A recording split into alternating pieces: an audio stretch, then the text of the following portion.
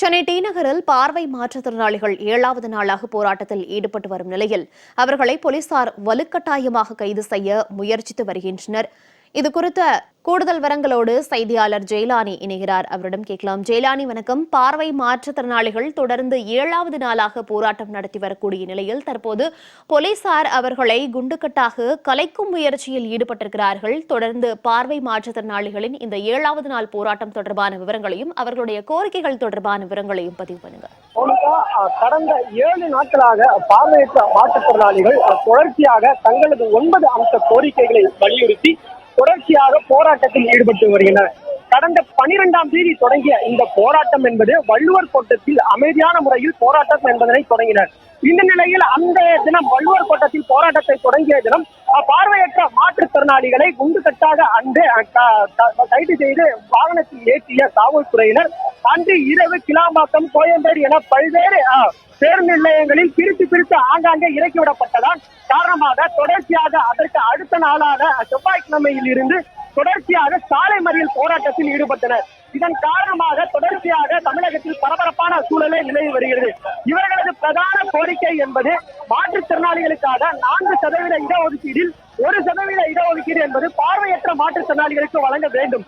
அதே போன்று இவர்கள் கடந்த 10 ஆண்டுகளாக இந்த கோரிக்கைகளை வலியுறுத்தி போராட்டத்தில் ஈடுபட்டு வருகின்றனர்.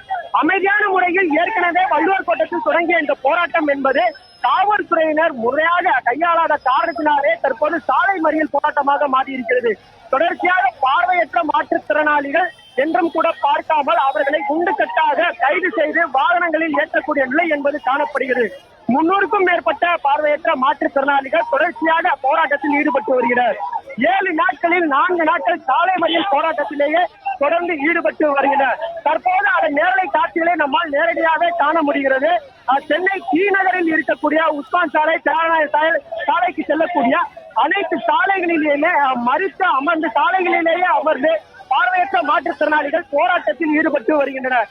அந்த போராட்டத்தை கட்டுப்படுத்த முடியாமல் காவல்துறையினர் அவர்களை குண்டுக்கட்டாக வலுக்கட்டாயமாக அவர்களை பேருந்தில் ஏற்றக்கூடிய காட்சிகள் என்பது நம்மால் பார்க்க முடிகிறது.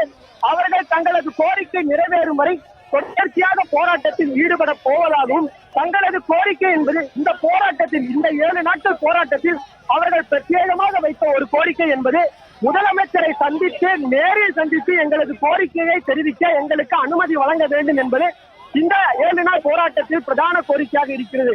ஆனால் தற்போது வரை இவர்களை அழைத்து பேச எந்த நடவடிக்கையும் எடுக்கப்படவில்லை. இதன் காரணமாக தொடர்ச்சியாக பார்வையற்ற மாற்றுத்திறனாளிகள் தொடர்ச்சியாக போராட்டத்தில் ஈடுபட்டு வருகின்றனர். அவர்களது போராட்டத்தின் அடுத்த படியாக தற்போது சாலை மறியல் போராட்டத்தில் ஈடுபட்டு வருகின்றனர். நேற்றைய தினம் கோடம்பாக்கம் உள்ளிட்ட பகுதிகளில் சாலை மறியல் போராட்டத்தில் ஈடுபட்ட நிலையில் தற்போது இன்று டி நகர் பகுதியில் சாலை மறியல் போராட்டத்தில் ஈடுபட்டு வருகின்றனர்.